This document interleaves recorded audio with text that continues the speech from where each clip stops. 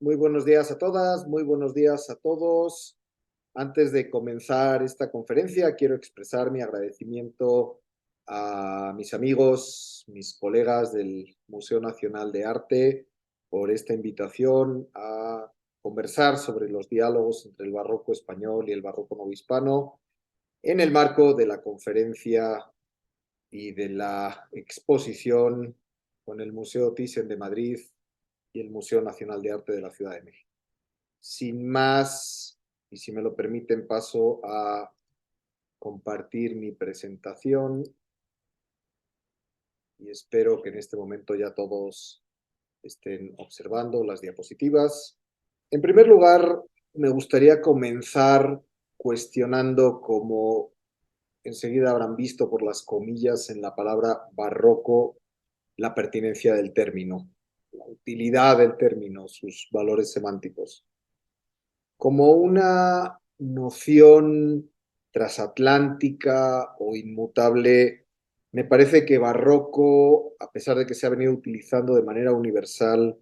carecería de la solidez suficiente para definir estilos, maneras de entender y de comprender la práctica artística en los territorios americanos. Como un término que defina la creación de grupos específicos de artistas en periodos de tiempo puntuales y en territorios que compartan condiciones socioeconómicas y políticas, podría ser más pertinente, pero en cualquier caso limitativo. Se puede, en ese sentido, hablar de estilo. Hoy en día se puede hablar de estilo barroco en la península ibérica, en los reinos hispánicos, en los territorios de la monarquía hispánica. Se puede hablar de ese mismo barroco o de otro barroco en la Nueva España o en los territorios americanos, en los virreinatos americanos. Para obtener posibles respuestas a esas preguntas o al menos otras preguntas nuevas, primero considero fundamental conocer la forma en la que se desarrollan las formas de expresión pictórica, artística y arquitectónica en la Nueva España durante los siglos que comprenden los virreinatos y que finalmente coinciden en tiempo con los que comprenden el desarrollo de ese estilo, primer problema semántico, llamado barroco, segundo problema semántico en Europa. Los lazos histórico-artísticos y de cualquier otra naturaleza de México con España a lo largo de toda la Edad Moderna son gigantescos. Este tipo de afirmación puede parecer superflua, pero al contrario me resulta fundamental para empezar a entender la naturaleza de las expresiones culturales a uno y a otro lado del Atlántico entre los siglos XVI y XVIII. ¿Qué implicaciones tenía en ese sentido el origen de los artífices en la Nueva España? Aún hoy, cuando buscamos conocer en qué consiste el significado del término artista español en Nueva España, tendemos a conjurar casi de forma instintiva una serie de lugares comunes de una tradición histórica, historiográfica e incluso tal vez más importante, ideológica, que puede desvirtuar la mirada que la producción artística de determinados personajes nos permite arrojar sobre una época específica. En ese sentido, me gustaría partir de una premisa para el periodo moderno, moderno temprano, como prefiramos llamarlo. En puridad,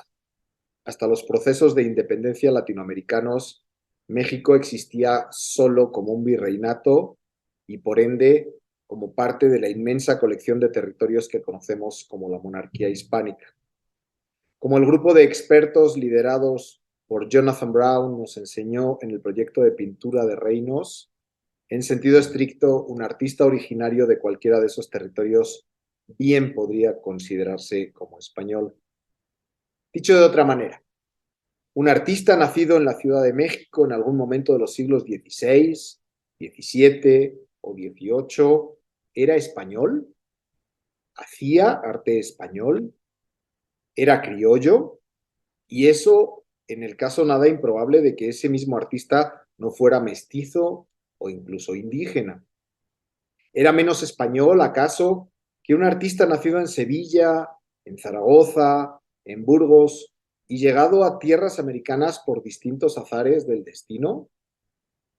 Un ejemplo paradigmático sobre el origen de los artistas y su consideración nacional en la historia del arte es el caso del pintor José de Rivera. Nacido en Xàtiva en 1591 en Valencia, muerto en Nápoles en 1652 en Italia. Este era un caso similar por el mero hecho de que el virreinato de Nápoles era también parte de los territorios de la monarquía hispánica, al igual que los virreinatos americanos, y por el hecho de que algunos de sus principales clientes fueron los virreyes españoles, grandes de España, como el quinto duque de Alba o el tercer duque de Alcalá durante su oficio en Nápoles. Una vez dicho lo anterior, y retomando la idea de los reinos de la monarquía hispánica como base de estudio, habría que insistir en el hecho de que en los últimos años toda la cuestión sobre el origen peninsular o no de los artistas en el virreinato y por tanto su origen de nacimiento y o su formación artística se ha vuelto a poner en el candelero, en particular por las condiciones peculiares que ese origen podría conferirles en el ámbito novohispano. Para delinear el camino hacia la discusión sobre la pertinencia del término barroco en tierras americanas, quisiera sintetizar las cuestiones anteriores en al menos dos formulaciones fundamentales. Una, el origen de los artistas, en este caso de origen peninsular, su tierra chica, como dirían los antiguos, marcará, como no podía ser de otra forma, cuestiones claves como la tradición artística en que se forman, y rescato aquí el concepto de tradición, que me gusta mucho más que el de estilo, o las características regionales de su arte. Dicho de otra manera, un artista aragonés formado en los círculos valencianos en torno a Ribalta hacia 1600, traería consigo una maniera, y espero que se entienda el juego de palabras italiano, que no podía ser la misma que la de un pintor sevillano u otro guipuzcoano, a pesar de que las coordenadas temporales sean más o menos las mismas. Lo mismo ocurrirá entre un arquitecto gaditano, formado en los círculos teóricos del clasicismo sevillano de fines del siglo XVI y principios del XVII, como el carmelita descalzo Fray Andrés de San Miguel, natural de Medina Sidonia, o el castellano retablista, ese furibundo Balbás, que, cito, había trazado y construido a gran costa el costosísimo y bárbaro retablo mayor de su capilla del Sagrario de Sevilla. Fin de la cita. Quien introduciría un fecundísimo debate sobre el ornato en la primera mitad del XVIII en la capital del virreinato. Las circunstancias de esas llegadas a la Nueva España, o más bien de quiénes fueron los responsables de ella,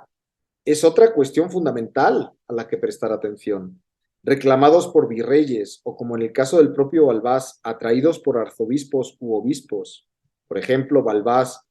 pudo haber tenido relación con el arzobispo de México, Juan Antonio Bizarrón, natural del puerto de Santa María de Cádiz, o protegidos por otros artífices peninsulares ya estantes en el virreinato, el artista peninsular en la Ciudad de México disfrutaba de manera a priorística de gran prestigio y de un importante halo social. Si bien podemos pensar que estas dos formulaciones nos sirven de marco para encuadrar nuestro problema barroco a lo largo del periodo virreinal, no es menos cierto que la fundación de la Real Academia de las Tres Nobles Artes de San Carlos en 1781 introdujo un cambio cualitativo esencial. El carácter político del proyecto académico, así como su patrocinio real, obligó a que los primeros maestros y directores, así como la inspiración general del proyecto, fueran netamente españoles, por tanto, en diálogo, al menos hasta los años que verían el proceso de independencia. En estas circunstancias, si España abrevó de la cultura europea continental las maneras del barroco, de nuevo entre comillas, y de sus representantes que se incorporaron al sistema artístico virreinal, ¿se puede hablar de un arte barroco novohispano, independientemente de si es el mismo barroco que en el caso del arte español? Si los nombres en la historia del arte son a veces irritantemente imprecisos, el de barroco no es el menos confuso, especialmente por la cantidad de significados que se le ha ido añadiendo a lo largo del tiempo, ya sea que nos refiramos al término estilístico en su acepción despectiva del siglo XVIII o que designe a modos para las lógicas formales o a cuestiones que tengan más que ver con política, economía o sociedad. Con lo anterior en mente, me voy a abstener en absoluto de hablar del barroco como un arte extravagante, recargado y pomposo. Tampoco me voy a restringir a lo que algunos han llamado el estilo romano de 1630 o el alto barroco. Voy, a cambio, a intentar destacar algunas cuestiones que considero interesantes y para eso voy a seguir a algunos de mis autores favoritos entre las corrientes artísticas, que prefiero usar antes que estilísticas, predominantes en Europa en el lapso que abarca el siglo XVII. Son puntos muy concretos que me parecen importantes, que, insisto, ya han sido destacados por otros en el pasado y que me parece que pueden articular la discusión de mejor manera. Si existen algunas cuestiones que pueden dar coherencia a ese panorama variopinto en una centuria, en unas centurias, que nos ofrecen por igual progresos filosóficos y científicos y controversias teológicas fortísimas, así como desarrollos importantes en el campo económico y político, y así como también un importante providencialismo de raíz cristiana, tal vez sean esas cuestiones, esos puntos, esos lugares de cruce o de encuentro a los que al menos en el campo estético podamos llamar barrocas.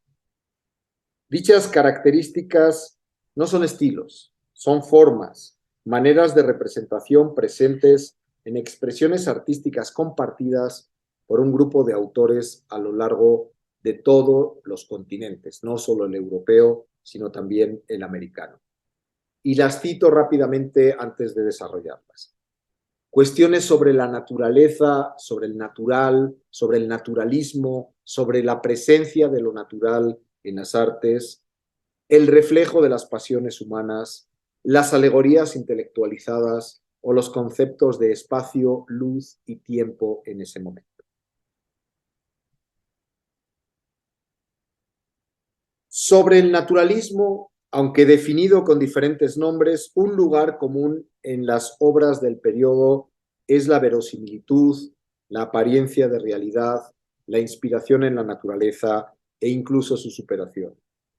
En el caso de la pintura, los temas tradicionales religiosos, mitológicos, el retrato, fueron siempre vistos y tamizados a través de una visión naturalista y a su vez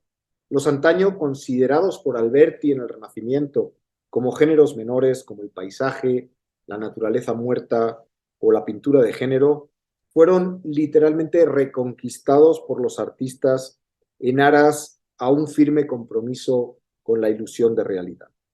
Ese compromiso se enlaza directamente con una enorme expansión del conocimiento y de la ciencia en este periodo. Es quizá el pintor Michelangelo Merisi, mejor conocido como Caravaggio, el primer impulsor del naturalismo como una característica inherente al llamado arte barroco. Y como tal fue reconocido por todos sus contemporáneos y sus biógrafos posteriores. Ahí está la cita de Michelangelo Merisi Caravaggio sobre que, cito, todas las obras, no importa quién las haya pintado, no son sino niñerías, a menos que estén hechas y pintadas del natural, y no puede haber nada mejor que seguir a la naturaleza. Roger de Piles, el teórico francés, al hablar de Rubens, dice algo similar. Cito, estaba tan persuadido de que la finalidad de la pintura era imitar la naturaleza perfectamente que no hacía nada sin consultarla. Hizo la pintura más viva y natural que la naturaleza misma. Así lo podemos ver en su muerte de la Virgen del Louvre de Caravaggio, de la que Bellori señalaba, y cito, que se parecía demasiado a una mujer ahogada, y que fue rechazada por los sacerdotes romanos de Santa María de la Scala que la encargaron, pero inmediatamente comprada por el embajador del duque de Mantova, un tal Rubens,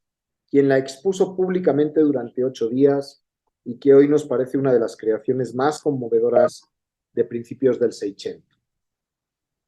Otros artífices paradigmáticos del naturalismo barroco son sin duda Velázquez. Les acabo de mostrar sus borrachos. En esos cuadros de mitología clásica omite el lenguaje idealizado característico previamente para narrar las fábulas de los dioses, mezclándolos con los más comunes de los mortales. Soldados, campesinos o mendigos andrajosos, quienes le rinden pleitesía por el mero hecho de que con su vino pueden encontrar alivio a miserias e infortunios.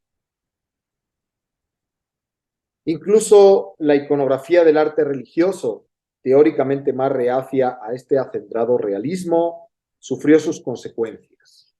convirtiendo a los personajes de las Sagradas Escrituras en seres de carne y hueso. Se ha insistido notablemente, y desde mi punto de vista de manera muy correcta, en la importancia, entre otras prácticas espirituales, de los ejercicios de San Ignacio de Loyola y especialmente de la apelación de la experiencia de los sentidos en la composición del lugar. Y cito de los ejercicios: ver con la vista de la imaginación el lugar corpóreo donde se halla lo que quiero contemplar, en esta necesidad de la secularización de lo trascendente. Podemos observar de manera ejemplar este fenómeno en el famoso Cristo de la Clemencia de la Catedral de Sevilla, de Juan Martínez Montañés, en el que parece especialmente instructivo comparar los términos de contrato original, y cito: ha de estar vivo antes de haber expirado, con la cabeza inclinada sobre el lado derecho, mirando a cualquier persona que estuviese orando al pie de él, como que está el mismo Cristo hablándole y como quejándose de que aquello que parece es por él. Podemos comparar los términos de ese contrato con el primer coloquio de los ejercicios espirituales en el que San Ignacio escribe, y cito: imaginando a Cristo nuestro Señor delante y puesto en cruz, hacer un coloquio, cómo de creador es venido a hacerse hombre y de vida eterna a muerte temporal, y así a morir por mis pecados. Otro tanto, mirando a mí mismo lo que he hecho por Cristo, lo que hago por Cristo, lo que debo hacer por Cristo. Fin de la cita.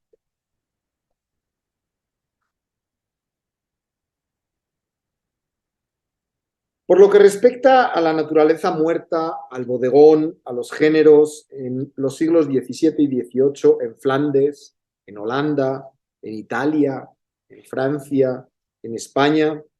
los pintores se pusieron manos a la obra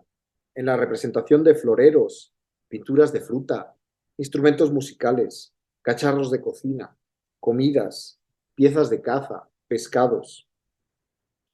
El realismo y el esfuerzo que aparecen en estas obras, lejos de ser solo un mero ejercicio de representación, han sido interpretados como un reflejo de la creación divina y como cuadros de vanitas que funcionan como memento mori por otro. Ese auge de la pintura de género, a pesar de la observación de la realidad, no puede, sin duda, desligarse de su contenido alegórico y moralizante como axioma de una sociedad, tanto católicas como protestantes, y aún así seguir siendo uno de los logros más extraordinarios del naturalismo barroco.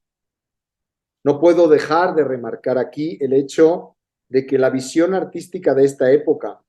en que la ciencia asumió un papel preponderante, estuviera caracterizada por la preocupación de la verosimilitud y la representación del mundo accidental, del mundo material, que difícilmente, por tanto, pudo ser accidental. Caravaggio, Frans Hals, Velázquez o Vermeer son sin duda los equivalentes en el terreno del arte a Galileo, a Kepler, a Francis Bacon o a Descartes. Por otro lado, la preocupación por las pasiones del alma, los contenidos que revelan la presencia espiritual tanto como la corporal, el interés por los estados extremos de los afectos, por ejemplo, la representación de la experiencia visionaria y mística en el campo religioso, llevarán nuevos temas al campo artístico, adquiriendo así perdón, adquiriendo así un repentino protagonismo a principios del siglo XVII, el retrato de los estados y de la vida interior del ser humano. El resurgimiento de las pasiones era, claro, una consecuencia del naturalismo que vimos anteriormente, pero también tenía que ver con la nueva actividad de filósofos y estudiosos de la vida emocional. El autorretrato de Rembrandt de 1630 o este muchacho mordido por un lagarto de Caravaggio son ejemplos de cómo se representan emociones y afectos en las artes a través del naturalismo. Y poco a poco se convertirán en indagaciones profundas de la vida emocional. Cito, por ejemplo, las esculturas de Bernini, en las que ceños fruncidos, labios apretados, revelan resoluciones, fuerzas y emociones. Extraordinaria también son las introspecciones y luchas de emociones que revelan las figuras que en muchas ocasiones pinta Rembrandt. Aunque por supuesto será en el retrato donde encontraremos una enorme beta para la penetración psicológica del artista tras la máscara de la apariencia externa. En estas obras, como este retrato que hace Velázquez de su esclavo, discípulo, ayudante y pintor, Juan de Pareja, nos sobrecoge su franqueza, su inmediatez, pero sobre todo su porte orgulloso y digno, sin duda una característica de su personalidad más íntima. El otro tema religioso en el que se volcarán los retratos de estados extremos de emoción son, por supuesto, los de los martirios y las muertes. Este levantamiento de la cruz de Rubens de la Catedral de Amberes es un compendio de emociones trágicas. El rostro que trasluce indefensión del Salvador con su mirada de angustia y sumisión es el contrapunto de la brutal energía de los sayones que pugnan en su esfuerzo por levantar la cruz. Fe y entereza ante la muerte se conjuntan en esta época, como vemos, con una gran curiosidad por la psicología del dolor y del sufrimiento. Vamos de la agonía y la crueldad de los verdugos al espanto y horror de los espectadores. A pesar de la insistencia en el naturalismo, y por muy paradójico que nos pueda parecer, no podemos soslayar la mentalidad alegórica y emblemática subyacente en una visión trascendente y metafísica del mundo. La adaptación de la mitología clásica como alegoría política o religiosa, el significado trascendente y moralizante de las escenas de género, o la ubicuidad de los mensajes glorificadores del poder de las monarquías europeas, son ejemplos de esta realidad, de esta relación en principio contradictoria entre realidad y alegoría. Muchas cosas pueden ilustrarnos sobre este punto. Los centenares de libros de emblemas, que a semejanza de la emblemática de Alciato o la iconología de Cesare Ripa, se publican en toda Europa en el siglo XVII, satisficieron así la predisposición a buscar significados simbólicos en todas las acciones de la naturaleza. El mundo de la antigüedad clásica servía en este periodo como vehículo de alusiones modernas. Así, en estas hilanderas de Velázquez, aunque en principio parece que el pintor nos presenta una escena de género en las que se nos muestra un taller de la Real Fábrica de Tapices de Santa Isabel de Madrid, es en realidad un tema mitológico y alegórico, la fábula de Aracne y Atenea, tomada de las Metamorfosis de Ovidio, que constituye una compleja alegoría tanto de las facultades divinas del artista y su creación, como el castigo del orgullo humano. La alegoría ocupa también un lugar importante en los temas bíblicos, y así sus simbolismos se emplean a menudo en escenas de la infancia de Cristo, con objeto de aludir proféticamente a la pasión. Zurbarán, en esta sagrada familia en Nazaret, nos representa a Cristo niño clavándose una espina de una pequeña coronita con la que juega, y su actitud paciente denota tanto la obediencia filial como la resignada aceptación de su destino sacrificial. Los avances científicos en la concepción del mundo, especialmente de Copérnico, de Giordano Bruno, de Johannes Kepler o de Galileo, trajeron consigo una conciencia del infinito, de una totalidad continua e ininterrumpida, que forzosamente hubo de reflejarse en las maneras de tratar con conceptos tales como el espacio, el tiempo y la luz en el arte del periodo. Concepciones escenográficas e ilusionistas, manipulación del espacio por la arquitectura, ilusión de movimiento, espacialidad y temporalidad, en definitiva, en la pintura y escultura de los siglos XVII y XVIII. El papel de la luz en la pintura son todas, sin duda, a mi entender, características de este reflejo de una muy particular manera de comprender el mundo en este momento. Los artistas barrocos adoptan una actitud radicalmente diferente frente al espacio. Rompen la barrera entre la obra y el mundo mediante el método de concebir el tema como si existiera en el mismo espacio que el espectador. En las pinturas de la Inmaculada Concepción en España, tema de inmenso éxito en la iconografía religiosa, como esta de Rivera, podemos entender el concepto de infinita inmensidad de espacios de que habla Pascal. La Virgen, radiante de inocencia y gracia, flota en un mar de luz dorada. Estamos ante la visión de un ser celestial,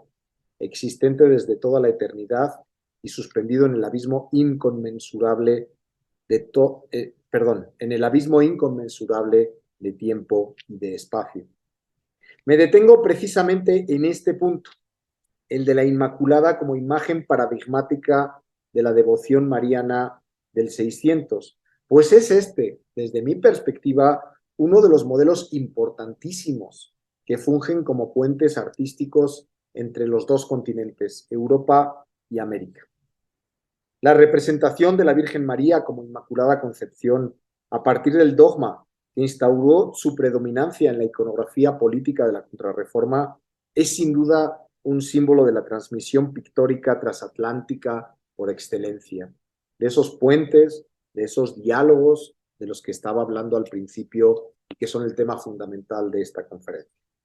Más adelante retomaré este tema ya a modo de conclusión. Regresemos ahora a las condiciones socioculturales del virreinato para analizar algunos casos que deberían llevarnos a la depuración de la imagen social y de su origen del artista en relación con esos puentes con los reinos hispánicos coetáneos. Aunque la primera generación de artistas de la Nueva España se conformó en gran medida por peninsulares, con el pasar de los años su número, de manera lógica, fue disminuyendo, dando paso progresivamente a generaciones de artistas nacidos en los mismos territorios americanos. En los siglos XVI y XVII habían ido llegando artífices peninsulares acompañando a figuras clave para la construcción política de los reinos americanos. Es el caso de Francisco Palafox y Mendoza, que trajo consigo al pintor y arquitecto valenciano Pedro García Ferrer, quien inmediatamente después de haber llegado a la Nueva España fue nombrado superintendente de las obras de la Catedral de Puebla, territorio palafoxiano y capital artística del virreinato en ese momento. Entre 1640 y 1645, García Ferrer se abocó a la finalización de la Catedral Metropolitana, que terminaría con la construcción de la cúpula, como menciona Palafox en su carta al rey de 1646, base formando el cimborrio de excelente arquitectura. Ya la traza enviaré a vuestra majestad. Aquí debo hacer un paréntesis sobre la tradición pictórica de algunos artífices peninsulares que no solo llegaron a tierras novohispanas, sino que además dejaron un legado artístico a través de su producción, pero también, además, conformaron una escuela familiar o no, que se extendería a generaciones venideras a través de progenie o taller o de ambos. Tal es el caso del vasco Francisco de Zumaya,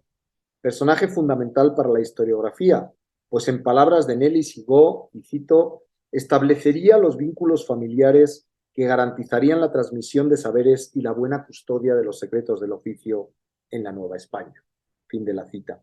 Al casar a su hija Isabel de Ibía en 1582 con el también vasco Baltasar de Echaveorio, comenzaría la dinastía de los Echave, artistas que definieron un estilo propio americano, pero a partir del legado, sin duda, dejado por sus patriarcas españoles, Zumaya y Echaveorio.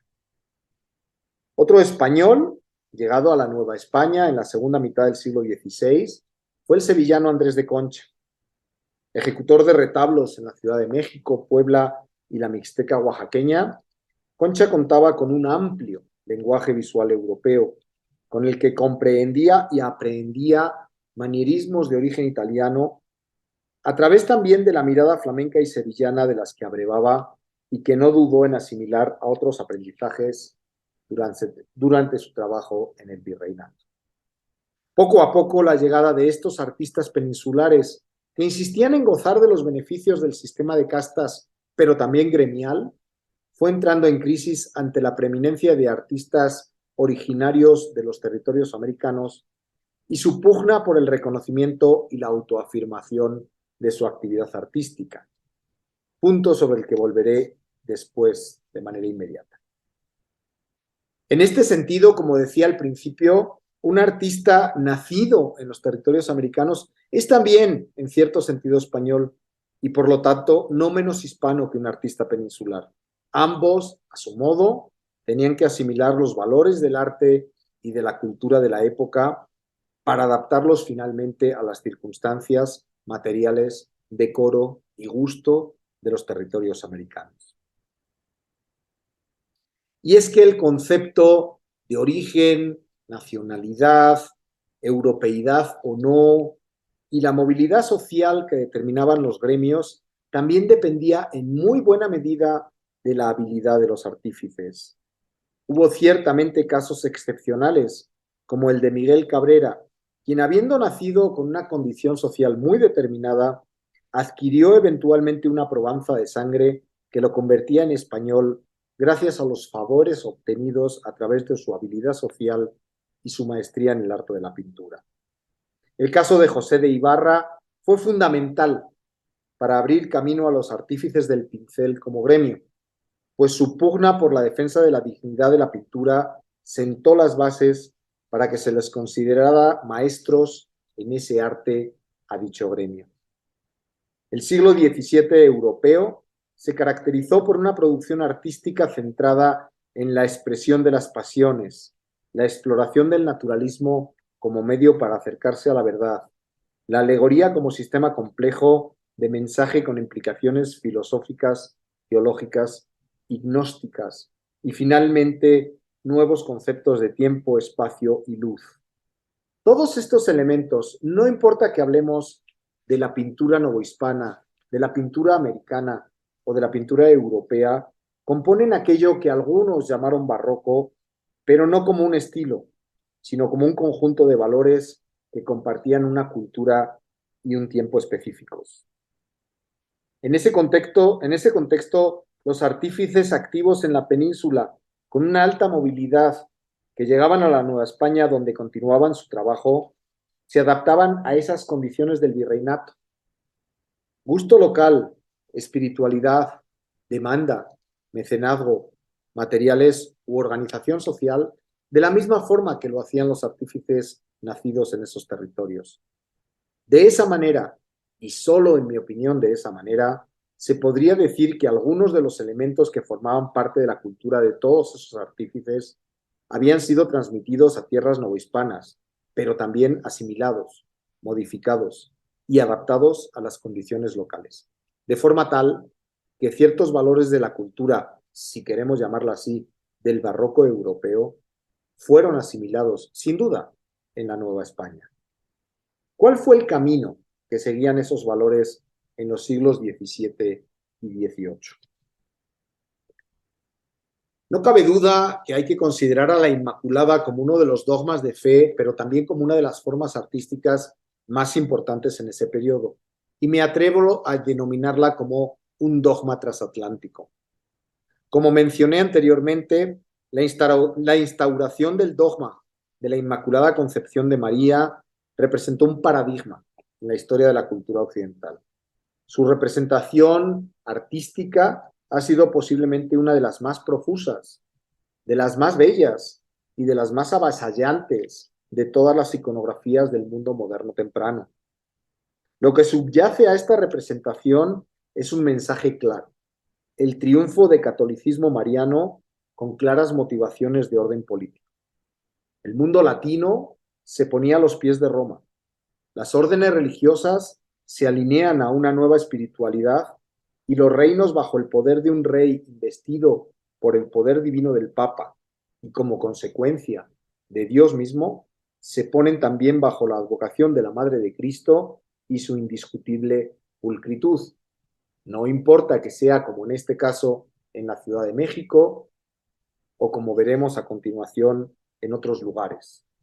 Porque en ese sentido, todos los modelos de representación de la Virgen María en esa advocación que llegaron a la Nueva España lo hicieron para quedarse. Formaron parte de exitosos programas iconográficos que exaltó la devoción de importantes mecenas que a su vez impulsaron grandes obras a través de artífices, no importa, novohispanos o peninsulares, pero con base en un modelo pictórico claro y adaptable al gusto local. Una de las órdenes que defendieron y promovieron con mayor ahínco ese culto inmaculista fue la Compañía de Jesús. Ya desde el siglo XVI, los jesuitas se habían sumado a los franciscanos en la labor de sustento teológico y promoción de ese culto. Los jesuitas Laínez y Salmerón defendían con vehemencia el artículo en el Concilio de Trento, aunque finalmente en su desarrollo sobre el pecado original, el concilio aclaró el 17 de junio de 1546 que no comprendía en ello a la Inmaculada Virgen María. Aun adjudicando a María el calificativo de Inmaculada, el concilio dejó abierta esa puerta para el debate teológico, aclarando además que no podía retenerse herejía en ninguna de las dos posiciones. Sería al año siguiente, en 1547, cuando el obispo Fray Juan de Zumárraga, franciscano, llevó a México a las concepcionistas franciscanas, y ya van entendiendo por qué hablo de un dogma transatlántico, que establecieron allí el primer convento femenino de América y trajeron con ellas la devoción de la Inmaculada. Apenas 25 años después llegaría la Compañía al Virreinato, y la vida de la Virgen y sus distintas advocaciones, entre ellas la Purísima Concepción de María, pasarían a ser temas fundamentales en la obra religiosa de los jesuitas novohispanos. A partir de todos los medios a su alcance, fiestas, oratorios, confesiones, congregaciones, pero sobre todo imágenes artísticas, los jesuitas difundirían entre fieles novohispanos acciones e imágenes de todas sus devociones marianas favoritas. La Compañía de Jesús demostraría a través de esas imágenes de forma eficaz y constante su apoyo íntegro a la causa de la Inmaculada. Acapararían los jesuitas, especialmente a partir del siglo XVII, la producción teológica concepcionista con un elevado número de textos dogmáticos y de devoción. Así, en la Nueva España, para traducir visualmente su apoyo, optaron por esquemas basados en la significación del pleno acuerdo y reconocimiento de la orden a esta doctrina. Uno de los resultados son obras como esta, Inmaculada Concepción de Juan Francisco de Aguilera, parte del acervo del Museo Nacional de Arte, retrato corporativo de los jesuitas en el que alrededor de la Inmaculada aparecen santos jesuitas, destacando además de los santos fundadores, los vinculados con la evangelización y la tarea de la compañía en América. Esas representaciones alegóricas se habían vuelto cada vez más comunes en la Nueva España en el siglo XVIII. Miguel Cabrera, uno de los pintores preferidos por la compañía para decorar sus templos y colegios, materializaría esas alegorías tanto con la compañía de figuras como de manera aislada, como estamos viendo en esta Inmaculada Concepción. Con esto quiero demostrar cómo valores religiosos, formas visuales, nuevos avances en las representaciones forman parte de esta idea sobre una cultura barroca. Están en esa idea, en esa cultura barroca presentes teológica, filosófica y pictóricamente en dogmas y representaciones desde Rubens hasta Aguilera.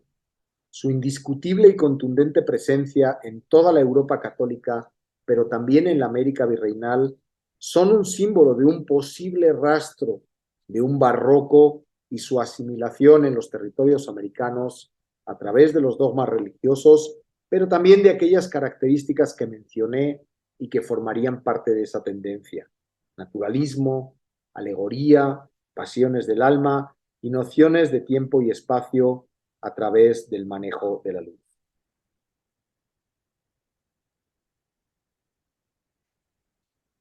Iré intentando concluir esta intervención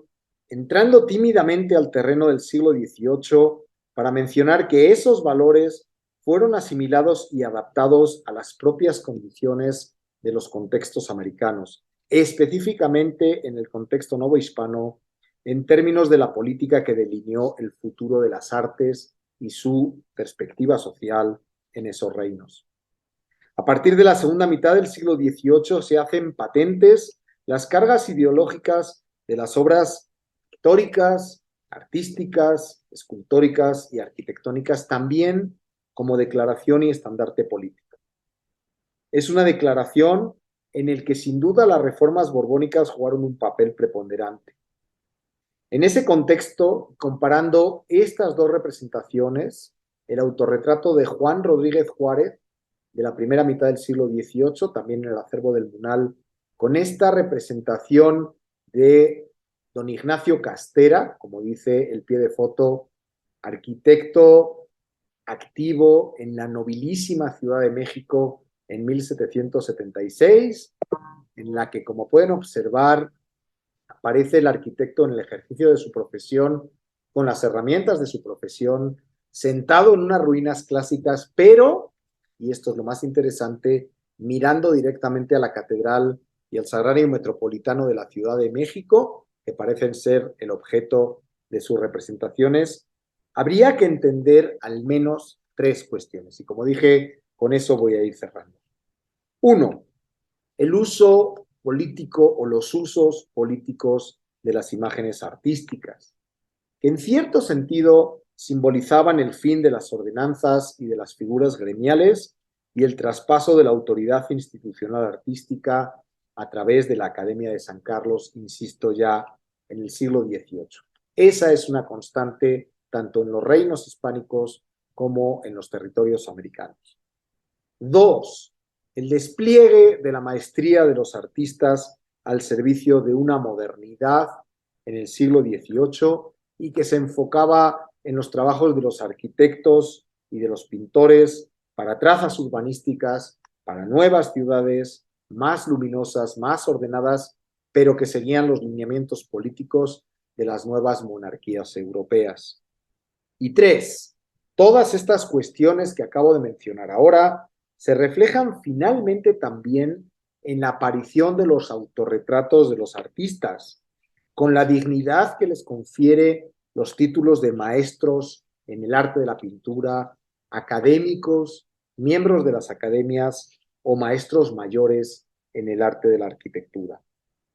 En mi muy particular opinión, este es otro hilo argumental, otro diálogo, otro puente establecido entre los territorios europeos de la monarquía hispánica y sus territorios americanos. La representación, más bien la autorrepresentación del artista, no puede sin duda desligarse de una exploración sobre la nobleza del arte y de las actividades artísticas en ese periodo. El retrato, el autorretrato, el retrato del artista, una de las características de la cultura, finales comillas, barroca europea, alcanzará su auge también en la Nueva España en el siglo XVIII, pero habiendo cobrado aquí un nuevo significado, el de la pertenencia a estas tierras, el de la dignidad por la pertenencia a la profesión, así como el de la creación de una nueva identidad americana. Esos valores no son barrocos, difícilmente podrían serlo. Son novohispanos, son americanos y son por tanto una parte intrínseca de la producción artística virreinal que caracteriza más que cualquier otro adjetivo incluso aunque sea el de barroco, una manera propia de expresión. Muchísimas gracias por su atención. Muy buen día.